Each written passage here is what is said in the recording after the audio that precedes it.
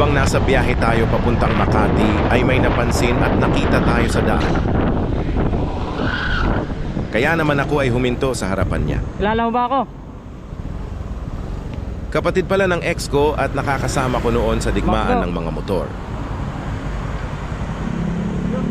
Kilala mo ba ako? Ha? Kilala mo ba ako? Makdo. Makdo. Sila Jose.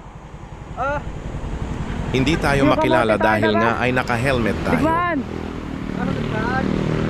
Naalala mo pa ba? Ha? Naalala mo pa ba? Saan ba yun? Nagtanggalin mo nga. Hindi mo makilala si Makdo, pre. Ex ko yung kapatid mo. Si Angelica. Ano? Alam mo na. Alam mo na. Makdo pala, ikaw pala. Ano nangyari sa'yo dyan?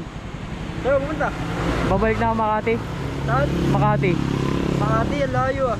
Oo, doon ako tatrabaho, tsaka doon ako nakatira. Diyan ako sa Makinabang eh. Nakita nga kita dati eh, di ko alam kung nakilala mo ako eh. Naka-helmet lang din. Nagbablog na ako eh. Ha? Titris ka na ngayon ah. Papasikat. Ready na ba sa'yo? Oo, nagbablog na ako eh. Oh. Panoodin mo na yung vlog ko, nagsiselfone ka ba? Oo. Oo. Yan ano? Alin? Laon doon. Kukunin kita dito ngayon. Ito lang pala ba? Ano trabaho mo doon? Ha? Ano trabaho mo doon? Mekaniko ako. Lang. Sasakyan. Gumagawa ng sasakyan. Oo mo, gumagawa din ako sa kayan eh. Oh? Injection pump. Oh? Injection pump. Ah, saan doon?